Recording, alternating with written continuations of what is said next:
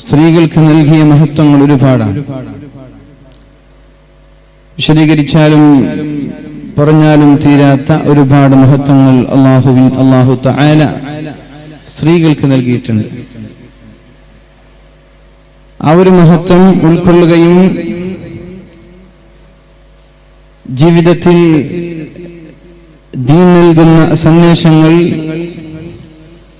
ഉൾക്കൊള്ളുകയും ചെയ്ത് പാലിച്ച ഒരു ഉത്തരവാദിത്വം ഏറ്റെടുത്ത് വളരെ നല്ല രീതിയിൽ മുന്നോട്ട് കൊണ്ടുപോവുക അല്ലെങ്കിൽ ജീവിക്കുക എന്നതാണ് സ്ത്രീകളുടെ ധർമ്മം.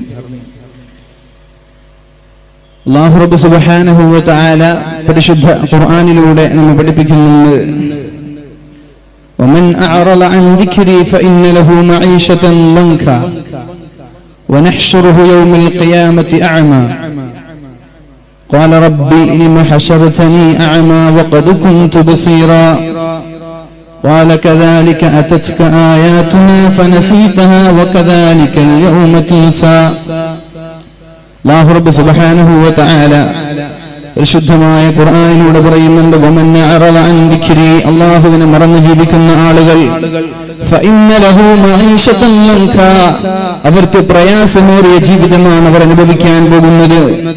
അല്ലാഹുവിനെ മറന്നു ജീവിക്കുന്ന ആളുകൾ, പരിശുദ്ധമായ ദീനിനെ അവഗണിച്ചു കളയുന്ന ആളുകൾ, ഫഇന്ന ലഹു മഈശതൻ ലൻക, പ്രയാസമേറിയ വളരെ പ്രാരാബ്ധങ്ങൾ നിറഞ്ഞ ജീവിതമാണ് അല്ലാഹു അവർക്ക് നൽകാൻ പോകുന്നത്. ഒരു ഫാൻ എനിക്ക് തിരിച്ചു തരോ? വനഹ്ശുറുഹു യൗമൽ ഖിയാമത്തി അഅമാ, ഈ ആളുകളെ അല്ലാഹു തആല അന്ത്യനാളിൽ അന്ധന്മാരായിട്ടാണ് നാളെ ഖിയാമത്ത് നാളിൽ ഒരുമിച്ച് കൂട്ടുന്നത്. വനഹ്ശുറുഹു യൗമൽ ഖിയാമത്തി അഅമാ, അന്ധന്മാരായി കണ്ണ് കാണാത്ത പൊട്ടന്മാരായിട്ടാണ് അല്ലാഹു തആല ഇവരെ നാളെ മഹ്ശറിലേക്ക് കൊണ്ടുപോകുന്നത്. അപ്പോഴാണ് ഇവർ ചോദിക്കുന്നത്, ഖാല റബ്ബി ബിമ ഹശറതനി ലിമ ഹശറതനി അഅമാ, അല്ലാഹുവേ എന്തിനാണ് എന്നെ അന്ധനായി, എന്തിനാണ് എന്നെ കണ്ണുപൊട്ടന്മാരാക്കി നീ പുനർജീവിപ്പിച്ചത് എന്ന് ഇവർ അല്ലാഹുവിനോട് ചോദിക്കുന്നുണ്ട്. വഖദ് കുൻതു ബസീറാ, ഞാൻ ദുനിയാവിൽ ജീവിക്കുന്ന കാലത്ത് കണ്ണ് കാണുന്ന ആളായിരുന്നല്ലോ, എനിക്ക് കണ്ണുണ്ടായിരുന്നല്ലോ, പിന്നെ എന്തിനാണ് എന്നെ കണ്ണ് പൊട്ടന്മാരാക്കി നീ ആഖിറത്തിലേക്ക് പുനർജീവിപ്പിച്ചത് എന്ന് അല്ലാഹു ചോദിക്കുമ്പോ അല്ലാഹു പറയാണ്, ഖാല കദാലിക അതത്ക ആയാതുനാ, എന്നിലേക്ക് നിങ്ങളിലേക്ക് എന്റെ ദൃഷ്ടാന്തങ്ങൾ കടന്നു വന്നപ്പോ ഫനസീതഹാ, ആ ദൃഷ്ടാന്തങ്ങളെ നിങ്ങൾ മറന്നു കളഞ്ഞല്ലോ. വകദാലികൽ യൗമ തുൻസാ, അതുകൊണ്ട് നിങ്ങളും ഇന്ന് നിങ്ങളെ ഞാൻ മറക്കുകയാണെന്ന് അല്ലാഹു നാളെ ഞങ്ങളോട് മറുപടി പറയുമെന്ന് പരിശുദ്ധ ഖുർആൻ പറയുന്നുണ്ട്.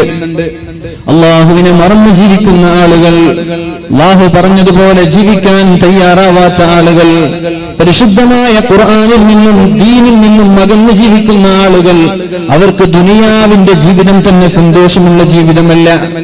അവർക്ക് ദുനിയാവിൽ അല്ലാഹു സംതൃപ്തി നൽകുകയില്ല. ഫഇന്ന ലഹു മഈശതൻ ലൻക, ദുനിയാവിൽ പ്രയാസങ്ങൾ നിറഞ്ഞ ജീവിതമായിരിക്കും അവർക്കുള്ളത്. വനഹ്ശുറുഹു യൗമൽ ഖിയാമത്തി അഅമാ, ഇവിടെ കണ്ണുള്ള ആളുകളെ അല്ലാഹു തആല നാളെ അന്ധന്മാരാക്കിയിട്ടാണ് കൊണ്ടുപോകുന്നത് മഹ്ശറയിലേക്ക്. അപ്പോഴാണ് അവർ ചോദിക്കുന്നത്, എന്തിനാണ് റബ്ബേ എന്നെ അന്ധനാക്കിയത്? എനിക്ക് ദുനിയാവിൽ കണ്ണുണ്ടായിട്ടുണ്ടല്ലോ.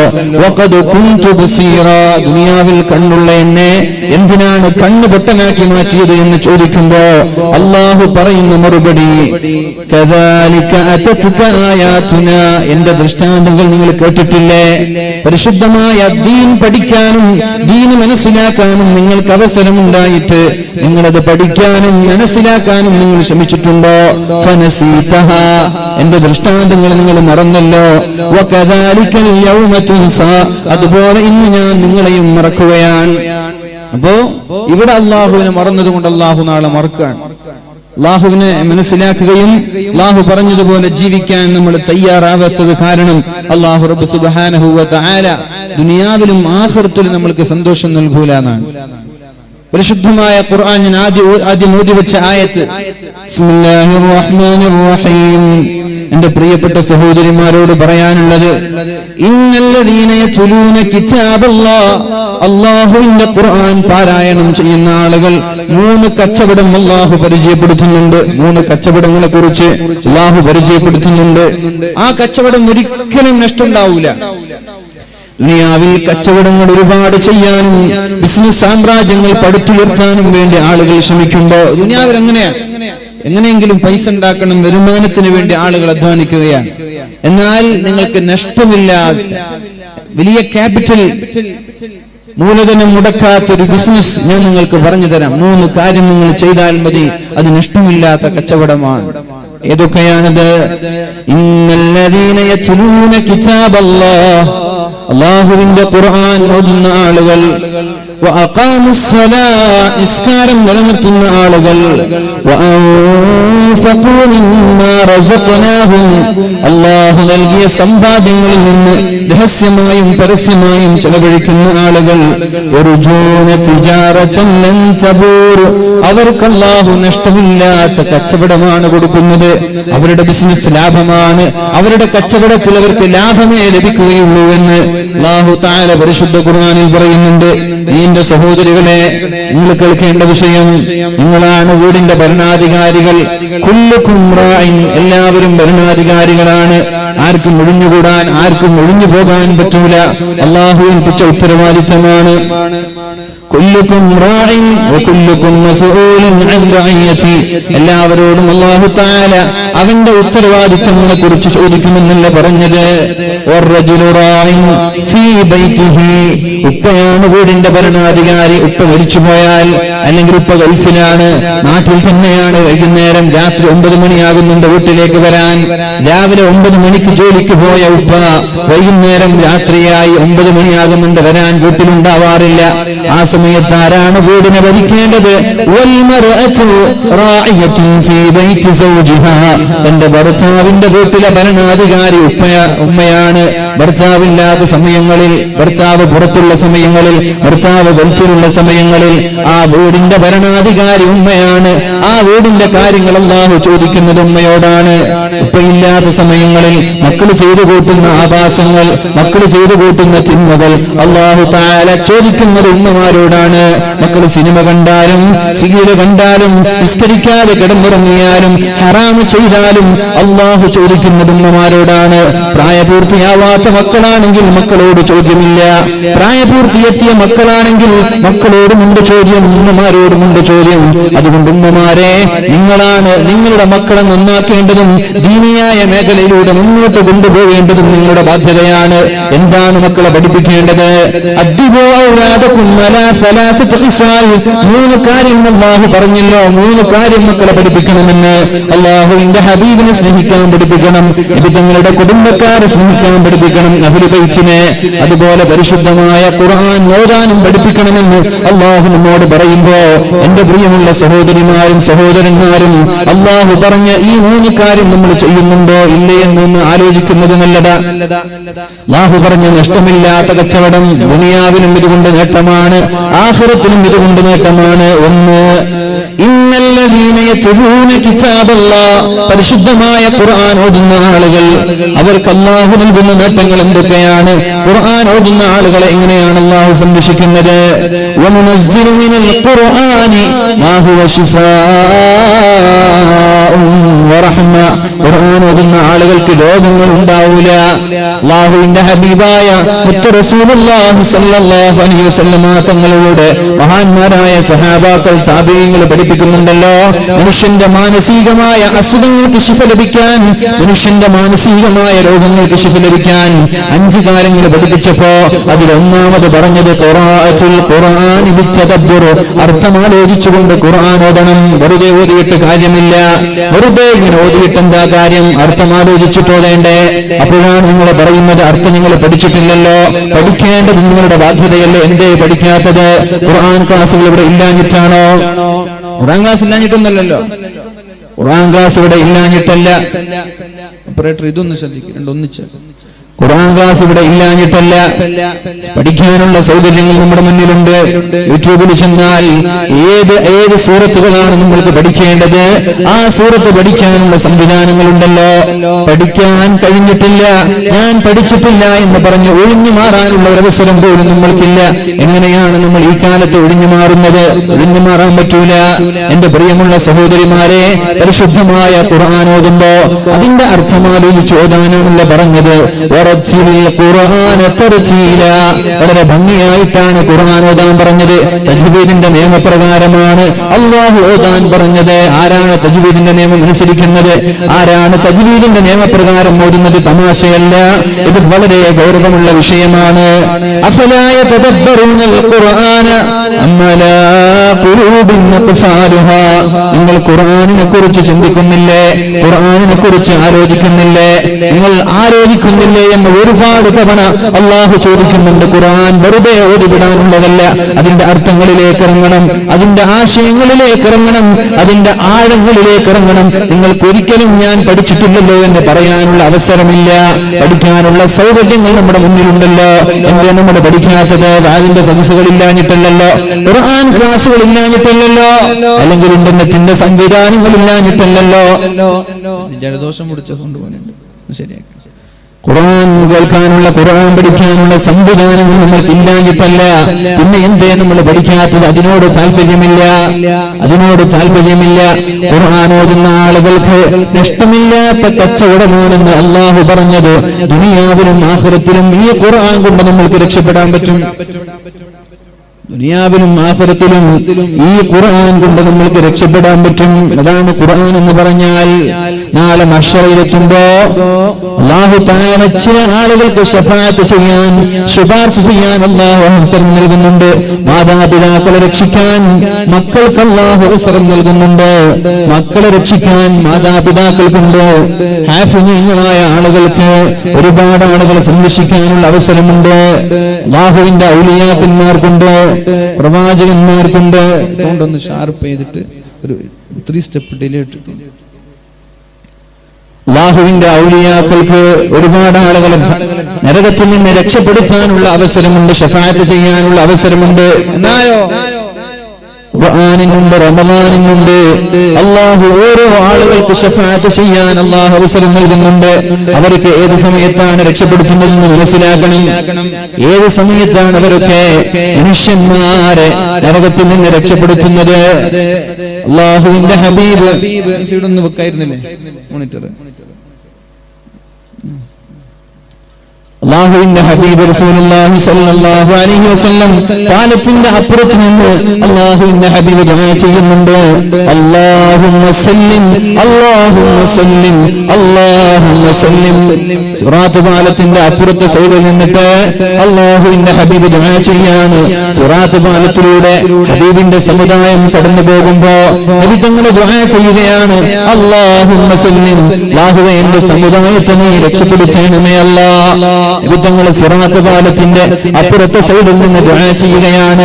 ആ പാലത്തിലൂടെ ഓരോ ആളുകൾ ഇങ്ങനെ സഞ്ചരിക്കുമ്പോ പാലം കടന്നു പോകാൻ വേണ്ടി നബിതങ്ങളെ ദുആ ചെയ്യുന്നുണ്ട്. അല്ലാഹുവിന്റെ ഹബീബ് ശഫാഅത്ത് ചെയ്യുന്നുണ്ട് ഒരുപാട് ആളുകൾക്ക്.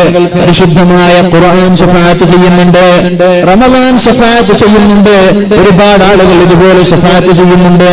പക്ഷെ ഖുർആനിന്റെ പ്രത്യേകത എന്താണ്? ഖുർആനിന്റെ പ്രത്യേകത എന്താ? പരിശുദ്ധമായ ഖുർആനിന്റെ പ്രത്യേകത നരകത്തിൽ വീഴുന്നതിന് മുമ്പേ ആളുകളെ നരകത്തിൽ നിന്ന് രക്ഷപ്പെടുത്തുന്നുണ്ട്. ഇതിൽ സൗണ്ടില്ല. നരകത്തിൽ വീഴുന്നതിന് മുമ്പേ ആളുകളെ നരകത്തിൽ നിന്ന് രക്ഷപ്പെടുത്തുന്നുണ്ട് പരിശുദ്ധമായ ഖുർആൻ. ബാക്കിയുള്ള ആളങ്ങനെയല്ല, നരകത്തിൽ വീണ ശേഷം കൊണ്ടുപോയിട്ട് രക്ഷപ്പെടുത്താൻ. ഖുർആൻ അങ്ങനെയല്ല, നരകത്തിൽ വീഴുന്നതിന് മുമ്പേ രക്ഷപ്പെടുത്തും. സ്വർഗത്തിലേക്ക് എത്തിയ മക്കൾ അല്ലാഹുവിനോട് ചോദിക്കുകയാണ്, അല്ലാഹുവേ എവിടെയാണ് മാതാപിതാക്കൾ? അപ്പോഴാണ് അല്ലാഹു പറയുന്നത്, നരകത്തിലാണ്, മാതാപിതാക്കൾ നരകത്തിലാണ്.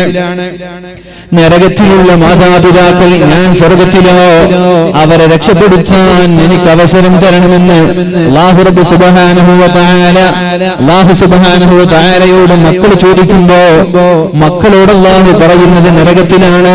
നരകത്തിൽ കിടക്കുന്ന മാതാപിതാക്കളെ മക്കളെ വിളിച്ചുകൊണ്ടുവരും, മക്കളെ വിളിച്ചുകൊണ്ടുവരും, എന്നിട്ട് സ്വർഗത്തിൽ കിടത്തും. നരകത്തിൽ വീണ ശേഷമാണ് മക്കൾ ശഫാഅത്ത് ചെയ്യുന്നത്.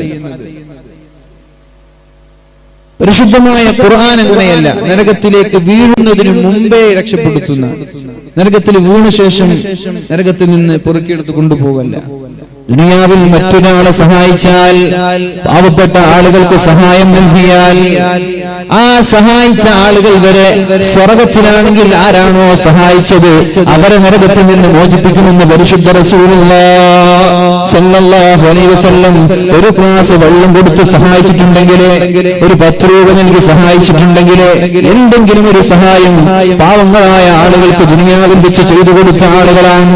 എന്നാൽ നരകക്കാരായ ആളുകൾ സ്വർഗത്തിലേക്ക് എത്തിനോക്കുമ്പോഴാണ് ഈ സഹായിച്ച ആളുകൾ സ്വർഗത്തിൽ കാണാനിടയാവുന്നത്. അവരോട് ചോദിക്കും, എന്നെ നിനക്ക് പരിചയമുണ്ടോ, എന്നെ നിനക്കറിയുമോ? അപ്പോഴാണ് സ്വർഗക്കാരൻ പറയുന്നത്, എനിക്കറിയൂല. സ്വർഗക്കാരൻ പറയാൻ എനിക്കറിയൂല. നരകക്കാരൻ മുതലാളിയാണ്, പാവങ്ങളെ സഹായിച്ച ഒരാളാണ്. സ്വർഗക്കാരനോ നാട്ടിൽ പാവങ്ങളായി ജീവിച്ച ഒരാളാണ്, എനിക്ക് നിങ്ങളെ പരിചയമില്ലല്ലോ. അപ്പോഴാണ് മുതലാളി പറയുന്നത്, നിങ്ങളല്ലേ എന്റെ വീട്ടിലേക്ക് പിരിവിന്റെ ആവശ്യവുമായി കടന്നു വന്നത്, മക്കളുടെ കല്യാണത്തിന്റെ കാര്യം പറഞ്ഞ് എന്റെ വീട്ടിലേക്ക് നിങ്ങൾ വന്നിട്ടുണ്ടല്ലോ, അപ്പോൾ ഞാൻ 1 ലക്ഷം നൽകി നിങ്ങളെ സഹായിച്ചിട്ടുണ്ടല്ലോ. നിങ്ങളാണല്ലേ ആ ആജിയാർ, ഇന്നാലിന്ന് നാട്ടിലെ, ഇന്നാലിന്ന് സഹോദരനാണല്ലോ, ഇന്നാലിന്ന് മുഹമ്മദ് ഖയാണല്ലോ. അപ്പോഴാണ് നരകക്കാരൻ പറയുന്നത്, അതെ, എന്നാൽ ഈ നരകത്തിൽ നിന്ന് എന്നെ വന്ന് രക്ഷപ്പെടുത്താൻ അല്ലാഹുവിനോട് പറയുമോ എന്ന് മുതലാളി സ്വർഗത്തിലുള്ള പാവപ്പെട്ട സഹോദരനോട് പറയുമ്പോഴാണ് സ്വർഗക്കാരനായ സഹോദരൻ അല്ലാഹുവിനോട് പറയുന്നത്, അല്ലാഹുവേ, ഇയാളെ രക്ഷപ്പെടുത്താൻ എനിക്ക് ശഫാഅത്ത് ചെയ്യാനുള്ള അവസരം തരണം. അല്ലാഹു പറയാണ്, ആരെയൊക്കെയാണോ നരകത്തിൽ നിന്ന് രക്ഷപ്പെടുത്തേണ്ടത് അവരെ രക്ഷപ്പെടുത്തിക്കോ എന്ന് അല്ലാഹു റബ്ബ് സുബ്ഹാനഹു വ തആല ആ സ്വർഗക്കാരനോട് പറയുമ്പോഴാണ് തന്നെ സഹായിച്ച ആളുകളെ നരകത്തിൽ നിന്ന് കൊണ്ടുപോയി സ്വർഗത്തിലേക്ക് കൊണ്ടുപോകുന്നത്. പക്ഷേ അതൊക്കെ നരകത്തിൽ വീണ ശേഷമാണ്. അതല്ലല്ലോ വിജയം. എന്താണ് വിജയം എന്ന് പറഞ്ഞാൽ, എല്ലാ ശരീരവും മരിക്കേണ്ടവരാണ്. എല്ലാവരുടെയും നന്മയും തിന്മയും അല്ലാഹു കണക്കാക്കുന്നത് ഖിയാമത്ത് നാളിലാണ്. ആരാണോ നരകത്തിൽ നിന്ന് രക്ഷപ്പെടുന്നത്, നരകത്തിലേക്ക് ഒരു സെക്കൻഡ് പോലും വീഴാതെ, ഒരു സെക്കൻഡ് പോലും കിടക്കാതെ സ്വർഗത്തിലേക്ക് ആരാണോ എത്തുന്നത്, അവനാണ് വിജയി, അവന് മാത്രമാണ് വിജയി എന്ന് ഖുർആൻ പറയുന്നുണ്ട്. ആരാണ് വിജയി? വിജയി എന്ന് പറഞ്ഞാൽ ആരാ? നരകത്തിൽ നിന്ന് രക്ഷപ്പെടുകയും സ്വർഗത്തിലേക്ക് പ്രവേശിക്കപ്പെടുകയും ചെയ്യുന്ന ആളുകൾ, ഒരു സെക്കൻഡ് പോലും നരകത്തിൽ കിടക്കാതെ അല്ലാഹു സ്വർഗം നൽകുന്ന ആളുകൾ ആരാ? അവർക്കാണ് അല്ലാഹു വിജയം നൽകുന്നത്. അവരാണ് വിജയികൾ. ആ വിജയികളിൽ പെടാനാണ് നമ്മൾ അധ്വാനിക്കേണ്ടത്. നരകത്തിൽ വീണ ആളുകളെ രക്ഷപ്പെടുത്താൻ ആളുകളുണ്ട്. എന്നാൽ ഖുർആൻ അങ്ങനെയല്ല രക്ഷപ്പെടുത്തുന്നത്. നരകത്തിലേക്ക് വീഴുന്നതിന് മുമ്പ് അല്ലാഹുമായിട്ടൊരു സംവാദം നടക്കുകയാണ്, അല്ലാഹുമായിട്ടൊരു വാഗ്വാദം നടക്കുകയാണ്. അല്ലാഹുവേ, ഇയാളെന്നെ ബഹുമാനിച്ച ആളാണ്, ഇയാളെന്നെ ആദരിച്ച ആളാണ്, ഇയാൾ ഒരുപാട് ഖുർആൻ ഓതിയ ആളാണ്, അതുകൊണ്ട് ഇയാൾ നരകത്തിലേക്ക് കിടക്കരുത് എന്ന് അല്ലാഹുവിനോട് വാഗ്വാദം നടത്തിയിട്ട് നരകത്തിലേക്ക് കിടക്കാതെ, നരകത്തിലേക്ക് വീഴാതെ ഖുർആനിനെ ആദരിക്കുന്ന ആളുകളെ അല്ലാഹു സ്വർഗത്തിലേക്ക് കൊണ്ടുപോകുമെന്ന് പരിശുദ്ധ റസൂലുള്ളാഹി. അതാണ് ഖുർആൻ എന്ന് പറഞ്ഞാൽ. ഇന്നല്ലദീന യത്ലൂന കിതാബല്ലാഹ്, അല്ലാഹുവിന്റെ ഖുർആൻ പാരായണം ചെയ്യുന്ന ആളുകൾ, അല്ലാഹുവിന്റെ ഖുർആൻ പാരായണം ചെയ്യുന്ന ആളുകൾ, യർജൂന തിജാറതൻ ലൻ തബൂർ, അവർക്ക് നഷ്ടമില്ലാത്ത കച്ചവടമാണ്. എന്താണ് നഷ്ടമില്ലാത്ത കച്ചവടം എന്ന് പറഞ്ഞാൽ? എന്താണ് ഈ നഷ്ടമില്ലാത്ത കച്ചവടം എന്ന് പറഞ്ഞാൽ?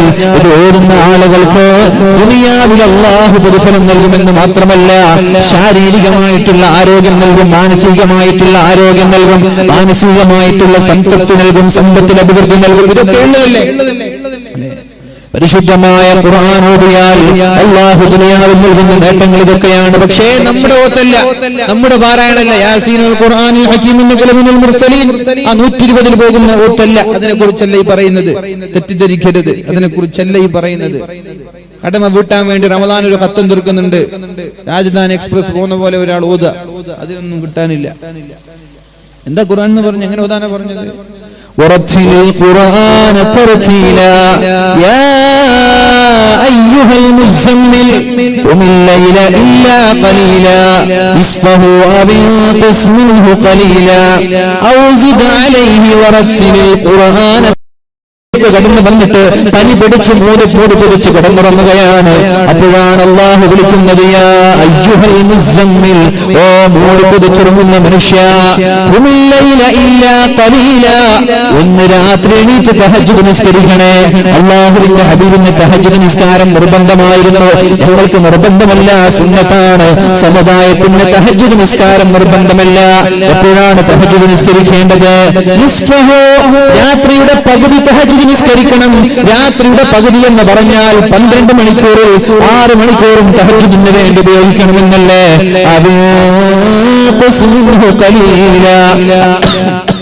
അല്ലെങ്കിൽ ആ പകുതിയിൽ നിന്ന് അല്പം കുറച്ചാലും കുഴപ്പമില്ല, അല്പം കുറച്ചാലും കുഴപ്പമില്ല. അല്ലാഹുവിന്റെ ഹബീബിനോട് പറയാണ്, രാത്രിയുടെ പകുതി ഭാഗം നിങ്ങൾ തഹജ്ജുദിന് വേണ്ടി മാറ്റിവെക്കണം.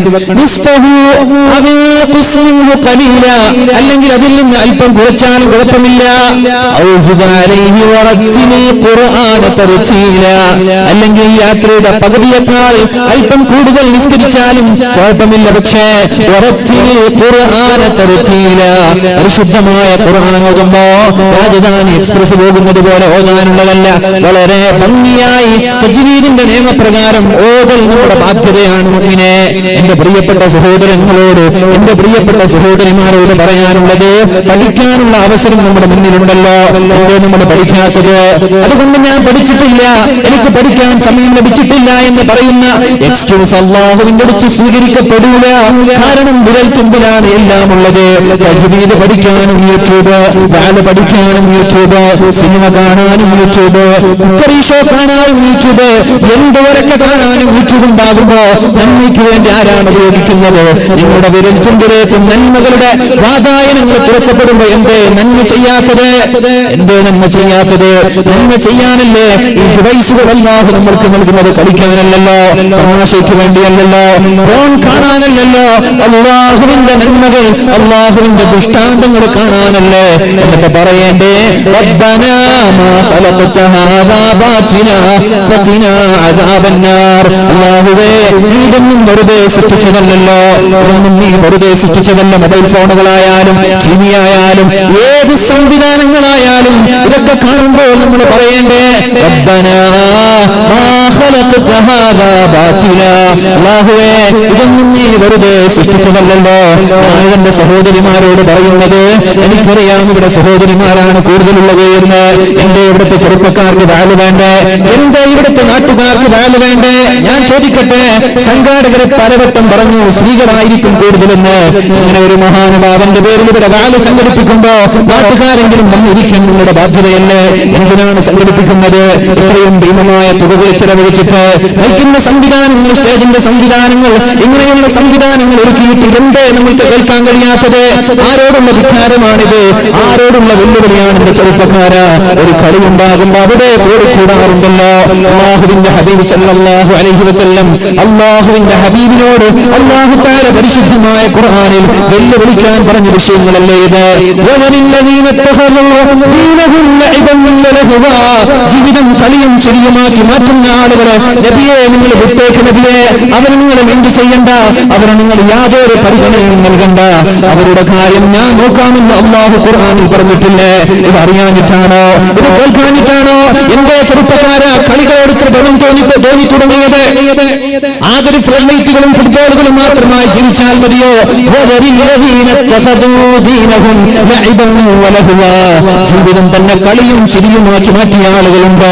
ആഭാസങ്ങൾ നടത്തുന്ന ആളുകൾ, അനാചാരങ്ങൾക്ക് കൂട്ടുനിൽക്കുന്ന ആളുകൾ, നന്മ പറയുമ്പോൾ അവർക്ക് തയ്യാറില്ല.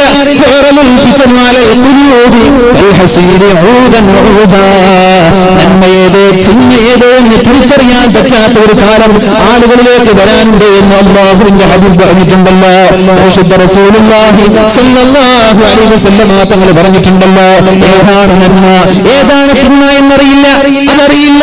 നന്മയും ചിന്മയും തിരിച്ചറിയാൻ പറ്റാത്ത ദയനീയമായ ദാരുണമായ അവസ്ഥ മുസ്ലിം സമുദായത്തിലേക്ക് കടന്നു വരുമെന്ന് 14 നൂറ്റാണ്ടുകൾക്ക് മുമ്പല്ലേ അല്ലാഹുവിന്റെ ഹബീബ് നമ്മോട് പറഞ്ഞു തന്നത്. അതാരാണെന്നറിയോ? ഫമിൻ ഉശ്രിബഹാ. സിനിമകൾ ഇവിടെ ഉണ്ടാകുമ്പോ, ആവാസങ്ങൾ ഉണ്ടാകുമ്പോ, സിനിമകൾ ഉണ്ടാകുമ്പോ, സിനിമയുടെ പേരിൽ ഇവിടെ മൽപ്പിടുത്തങ്ങൾ നടക്കുന്നുണ്ടില്ലേ? മമ്മൂട്ടിക്ക് വേണ്ടി, മോഹൻലാലിന് വേണ്ടി ഇവിടെ വാദങ്ങൾ നടത്തുന്നവരില്ലേ? സോഷ്യൽ മീഡിയകളിലൂടെ, ഫേസ്ബുക്കുകളിലൂടെ എന്തിനാണ് ആവശ്യമില്ലാത്ത സംവാദങ്ങൾ, എന്തിനാണ് ആവശ്യമില്ലാത്ത തർക്കങ്ങൾ? ആർക്ക് വേണ്ടിയാണ് ചെറുപ്പക്കാരാ? അവർ നിനക്ക് എന്താണ് ചെയ്തു തന്നത്? ഏത് നടന്മാരായാലും നടിമാരായാലും സമുദായത്തിന് എന്ത് ചെയ്തു തന്നു? നിനക്കെന്ത് ചെയ്തു തന്നു? അതുപോലെ സോഷ്യൽ മീഡിയയിൽ മറ്റൊരു ആകാശം കൊണ്ട് ഇന്ന് നടക്കുന്ന IPL കളിയുണ്ടല്ലോ, ആ കളിക്ക് വേണ്ടി രാവിലെ ഒരു പ്രവചന മത്സരം. എന്റെ ചെറുപ്പക്കാരാ, നിങ്ങളുടെ ബുദ്ധി നിങ്ങൾ എവിടെയാണ് പണയം വെച്ചിട്ടുള്ളത്? എവിടെയാണ് നിങ്ങളുടെ തലച്ചോറ് പണയം വെച്ചിട്ടുള്ളത്? ഇത് തമാശയുടെ കാര്യമല്ല, ഇത് തമാശയായി പറയുകയല്ല. ഇത് നിങ്ങൾ മനസ്സിലാക്കിയില്ലെങ്കിൽ അപകടത്തിലേക്കാണ് പോകുന്നത്. ചൂതനായ ഒരു നേതാവ് പറഞ്ഞത് ഞാൻ ഓർക്കുന്നുണ്ട്, മുസ്ലിം സമുദായത്തെ തകർക്കാൻ ആയുധങ്ങൾ കൊണ്ട് നിങ്ങൾക്ക് കഴിഞ്ഞതിനേക്കാളും കൂടുതൽ ജീവി കൊണ്ടാണ് മുസ്ലിം സമുദായത്തെ നിങ്ങൾ തകർത്തത്. ആയുധം കൊണ്ട്, യുദ്ധം കൊണ്ട്, പശുവിന്റെ പേരിലുള്ള കൊലപാതകങ്ങൾ, അല്ലേ? പള്ളിയിൽ കയറിയിട്ടുള്ള കൊലപാതകങ്ങൾ, എന്തൊക്കെ ആവാസങ്ങൾ, അല്ലാത്ത ഒരുപാട് കൊലപാതകങ്ങൾ ഇവിടെ നടക്കുമ്പോ അതുകൊണ്ടല്ല മുസ്ലിം സമുദായത്തെ നിങ്ങൾ തകർത്തത്, ജീവി കൊണ്ടാണ് ഞങ്ങൾ തകർത്തത് എന്ന് ജൂതനായ നേതാവ് പറയുന്നുണ്ട്. എങ്ങനെയാണ് തകർത്തത്? സിനിമയും സീരിയലും അതിന്റെ അഡിക്റ്റുകളാക്കി നമ്മുടെ ഉമ്മമാരെയും മക്കളെയും നമ്മുടെ ചെറുപ്പക്കാരെയും മാറ്റിമറിച്ചു. അവർക്കെന്ത് നിസ്കാരം, അവർക്കെന്ത് ബാല്, അവർക്കെന്ത് ദീന്, അവർക്ക് കളി, അത് മതി, വേറൊരു ചിന്തയില്ല.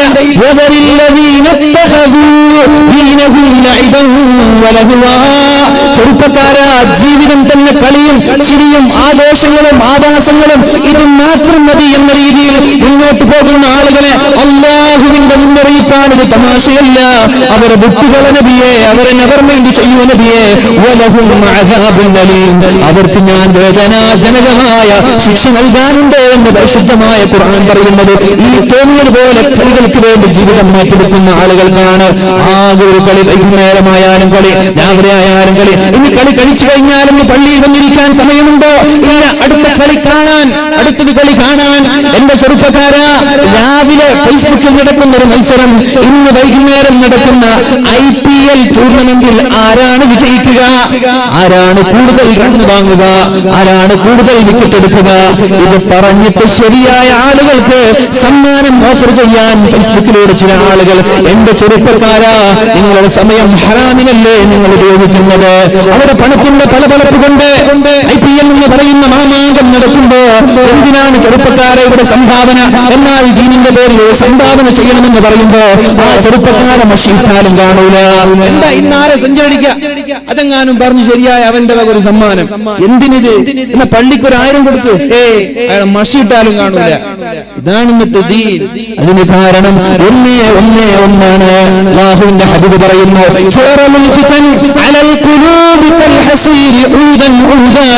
നിങ്ങളിലേക്ക് ഫിത്നകൾ കടന്നു വരും. ആ ഫിത്നകൾ രസകരമായിട്ട് ഒരാൾക്ക് തോന്നി തുടങ്ങിയാൽ എന്താണ് ഇതിന് ഉദാഹരണം പറയുന്നത്? സ്വാമിമാര് ശബരിമലയിലേക്ക് പോകുന്ന രംഗം നിങ്ങൾ കണ്ടിട്ടുണ്ടല്ലോ. എത്ര വേദനയോടെയാണ് നമ്മളത് നോക്കിക്കാണുന്നത്. ചെരുപ്പില്ലാതെ നരം കോച്ചുന്ന തണുപ്പിൽ, വിറവിറക്കുന്ന തണുപ്പിൽ ചെരുപ്പില്ലാതെ തന്റെ ചരക്കുകളും സാമഗ്രികളും തലയിലേറ്റി നടന്നു പോവാൻ. അത് കാണുമ്പോ നമ്മൾക്ക് വിഷമം തോന്നാറുണ്ടെങ്കിലും എന്തിനാണ് അവർ കിലോമീറ്ററുകൾക്കപ്പുറത്തുള്ള ശബരിമലയിലേക്ക് പോകുന്നത്? ആ മതത്തോടും ആ ആചാരത്തോടും ആ ആരാധനയോടും അവർക്ക് മനസ്സിലുണ്ടാകുന്ന താല്പര്യമാണ്. അതുകൊണ്ടാണ് അവർ എത്രയും പ്രയാസം സഹിച്ചിട്ട് നരം കോച്ചുന്ന തണുപ്പിൽ പോലും അവർ നടന്നു നീങ്ങുന്നത്. ഇതുപോലെ ഒരാൾക്ക് ഫിത്നകളോട് താല്പര്യം തോന്നി തുടങ്ങിയാൽ, രാത്രി 3 മണിക്ക് കളിയുണ്ട് എന്നറിഞ്ഞാൽ അതിനുവേണ്ടി നമ്മുടെ ചെറുപ്പക്കാർ അലാം വെക്കാൻ തുടങ്ങിയാൽ, വൈകുന്നേരം 8 മണിക്കൊരു കളിയുണ്ട് എന്ന് പറഞ്ഞാൽ അതിനു വേണ്ടി ചെറുപ്പക്കാരൻ കാത്തിരിക്കുന്ന ഒരു കാലം വന്നാൽ അവർക്ക് വേണ്ടി ഫ്ലെക്സ് വെക്കുക, അവർക്ക് വേണ്ടി സംവാദം നടത്തുക, അവർക്ക് വേണ്ടി ഗ്രൂപ്പുകളിൽ ചർച്ച നടക്കുക. എന്താണിത്? ആർക്ക് വേണ്ടിയാണിത്? ഈ ആഭാസങ്ങളുള്ള ആളുകൾ ഈ ആഭാസങ്ങൾ ഒരു രസകരമായി ഒരാൾക്ക് തോന്നി തുടങ്ങിയാൽ അവന്റെ ഹൃദയത്തിനാണ് അല്ലാഹു തആല കറുത്ത പുള്ളികളിട്ട് കൊടുക്കുന്നത്. അവന്റെ ഹൃദയത്തെയാണ് അല്ലാഹു കറുപ്പിച്ചു കളയുന്നത്. അങ്ങനെ ഒരാളുടെ ഹൃദയം കറുത്തു പോയാൽ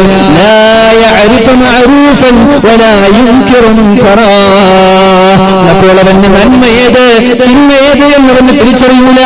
അപ്പോഴാണ് അവന് നന്മയേത് തിന്മയേത് എന്ന് തിരിച്ചറിയൂല.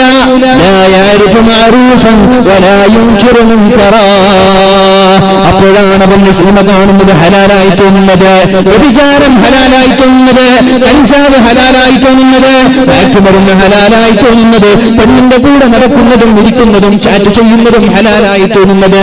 അവന്റെ ഹൃദയം കറുത്തുപോയത് കൊണ്ടാണ്. കറുത്തുപോയ ഹൃദയങ്ങളിലേക്ക് നന്മകളെത്തൂല. അവന്റെ ഹൃദയങ്ങളിലേക്ക് നന്മകളെത്തൂല. തൗബ ചെയ്ത് അല്ലാഹു തൗബ സ്വീകരിക്കാതെ എത്ര വാല പറഞ്ഞാലും അവൻ നന്നാവൂല. കാരണം അവന്റെ ഹൃദയം കറുത്തുപോയിരിക്കുകയാണ്. പക്ഷേ എന്റെ ചെറുപ്പക്കാരാ, ഈ ഒരു ലിസ്റ്റ് നമ്മൾ പെടാൻ പാടില്ല. ഈ ഒരു ലിസ്റ്റിൽ നമ്മൾ പെടരുത്. വമൻ അളലമു മിമ്മൻ ദുക്കിറ ബിആയാതി റബ്ബിഹി ഫഅറള അൻഹാ വമൻ അളലമു മിമ്മൻ ദുക്കിറ ബിആയാതി റബ്ബിഹി ഫഅറള അൻഹാ. ഞാൻ പറയുന്നത് എന്റെ വകയല്ലല്ലോ.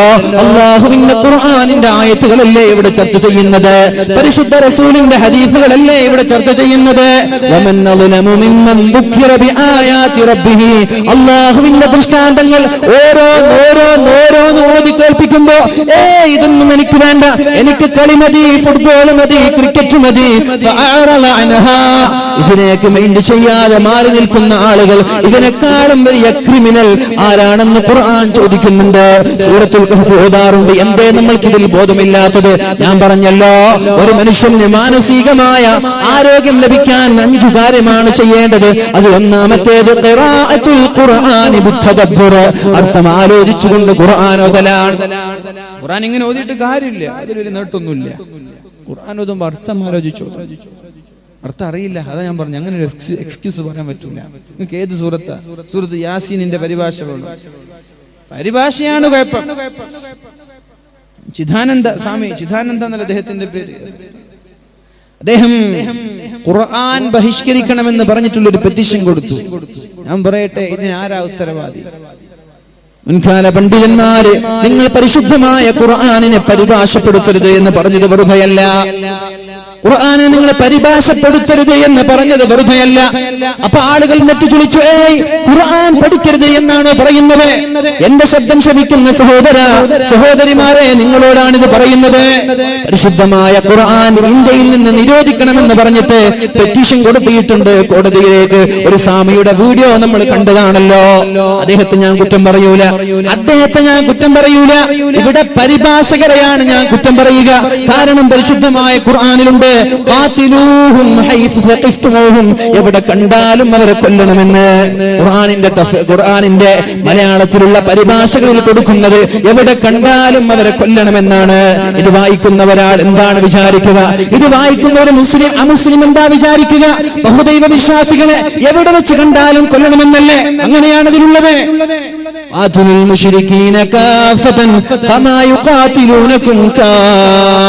നിങ്ങളെ കൊല്ലുന്നത് പോലെ നിങ്ങൾ അവരെയും കൊല്ലണമെന്ന് ഖുർആനിലുണ്ട്.